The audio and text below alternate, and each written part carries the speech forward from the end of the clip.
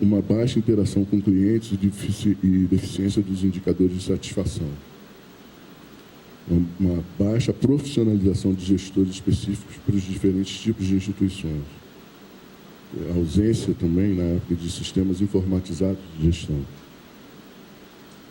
E o dilema, que talvez hoje ainda persista, entre as ações de curto e longo prazo, né, focadas na prestação de serviços ou pesquisa.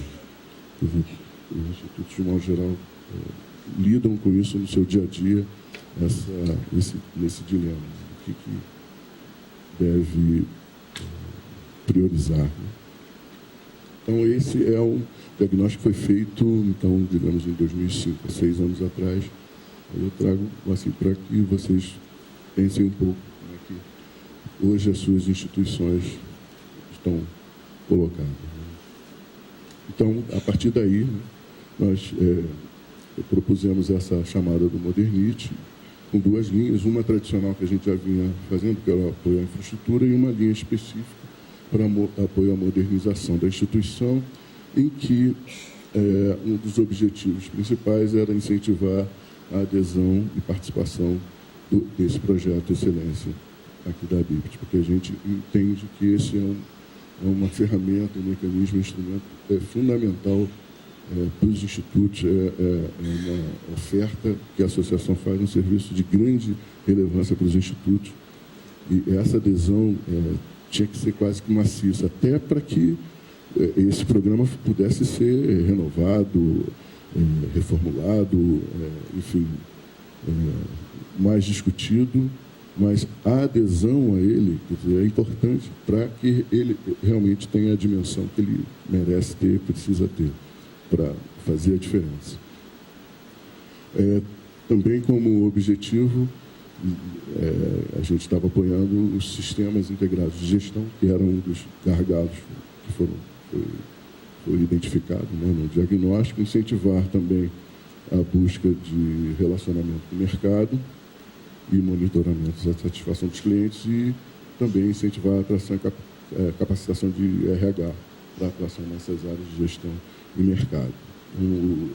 Essa chamada promovia isso. Nós tivemos uma demanda de cerca de 57 institutos na época, mas os recursos não foram suficientes para apoiar todos, a gente apoiou 14.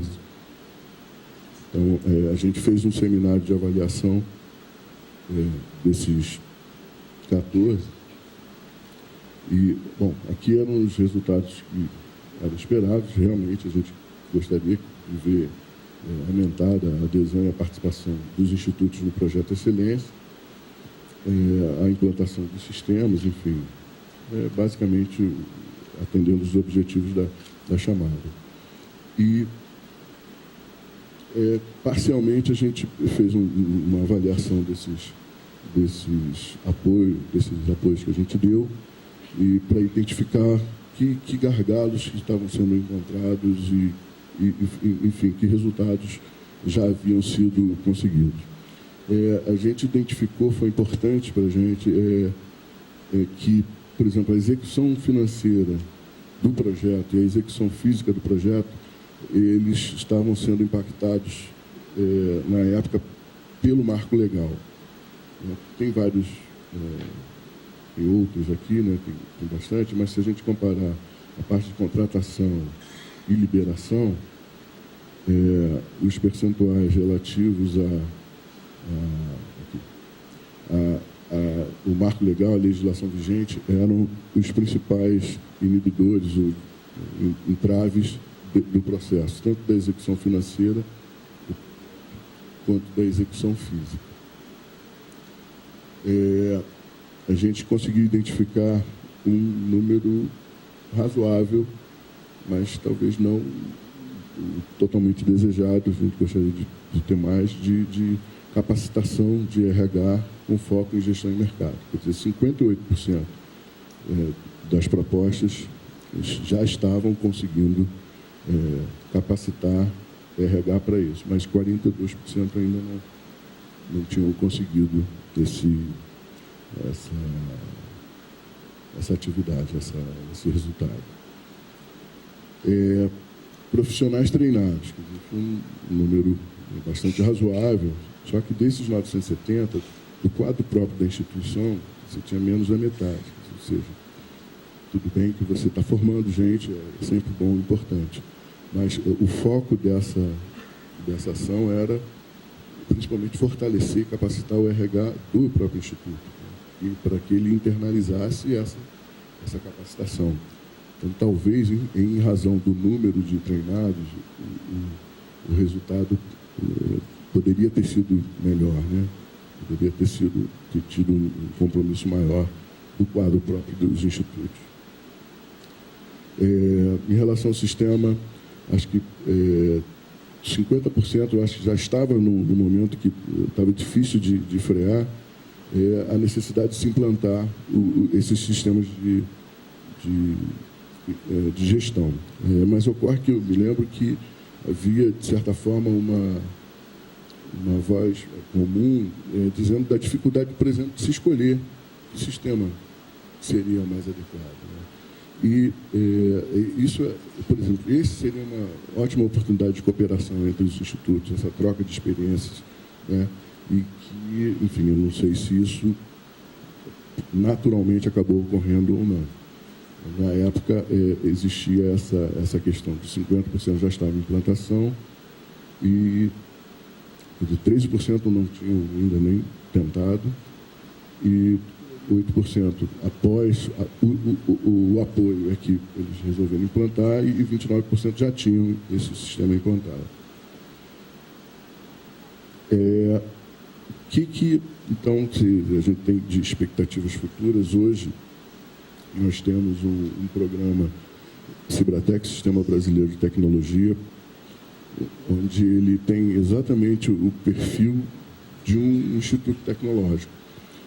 Esse programa ele tem o foco de atender as empresas, né, nos seus diferentes estágios, dimensões, quer dizer, indo desde a micro e pequena empresa que tem pouco ou nenhum acesso a serviços especializados, está à margem do sistema de inovação, que eu diria a grande maioria das nossas empresas estão nessa classe aí. A gente teria também empresas que hoje já necessitam, para serem competitivas, para estarem no mercado, elas necessitam de ter acesso a serviços especializados. Então, sem isso, elas não atenderiam, não certificariam seus produtos, não atenderiam a normas internacionais. Elas precisam ter essa base de competência, né, para fornecer esse conhecimento para essas empresas. E a gente teria as empresas efetivamente inovadoras, que estão buscando sempre novos produtos, novos processos, porque já incorporaram essa questão como estratégica para a sua sobrevivência, para a sua missão. A gente traz também, e os institutos, então, são fundamentais, porque dentro do próprio instituto você tem essas três vocações, desde a questão da extensão tecnológica, onde você vai buscar essas micro e pequenas empresas que não têm acesso. Hoje a gente tem redes estaduais de extensão tecnológica e a intenção é uma ação regional, capitaneadas em geral pelas secretarias estaduais, né, de cada estado, e elas visam o desenvolvimento regional, então vão buscar essas empresas para fomentar os segmentos importantes para aquela região. Você tem as redes de serviços tecnológicos, onde fornecem exatamente essa base de laboratorial para certificação de produtos, para qualificação de produtos, enfim. E você tem os centros de inovação, quer dizer, o Instituto também é importante agente no desenvolvimento de novos processos, novos produtos, fazendo o link, devendo, né, ocupar esse espaço, fazendo o link da academia com a indústria e com a empresa. Então, eu diria que o Cibratec tem a cara do Instituto mesmo. Outra, nessa questão da gestão, a gente estava comentando ali fora sobre as diferentes faces da gestão, né? Então, também uma ação recente que aparentemente deve ganhar força ao longo do tempo, são os núcleos de apoio à gestão da inovação, já buscando chegar no público-alvo, que são as empresas, tentar de novo, por um outro caminho, sensibilizar essas empresas para a questão da inovação, né, buscando plantar nessas empresas sementes de capacitação e de alguma estrutura, né, para que essas empresas consigam se situar nesse nosso sistema. Então, esses núcleos seriam apoiados para atender, ter uma meta de atendimento a empresas. A expectativa é que, ao final desse apoio, a gente tenha em torno de entre 800 e 1.200 empresas atendidas nesse contexto. E nós temos o programa de excelência da BIPT, que ele já foi parceiro, né, na definição, ajudando na definição do Modernity lá de gestão naquela fase, e a gente, de novo, tem a expectativa de numa conversa, que eles sejam parceiros também de uma retomada do próprio Modernity, né, que da nossa visão ainda é bastante necessário. É importante que a gente continue, até por conta da demanda que a gente não conseguiu atender, né, em 2006, e era uma demanda que existiu efetivamente. Então, a gente viu que algumas instituições que efetivamente precisavam não puderam ser apoiadas, e acho que a intenção é realmente no sentido de elevar o nível, né? E acho que a BIPT pode contribuir com a gente através do próprio programa de excelência, talvez com alguns feedbacks do que efetivamente, qual é o estágio hoje, o que seria importante a gente estar apoiando.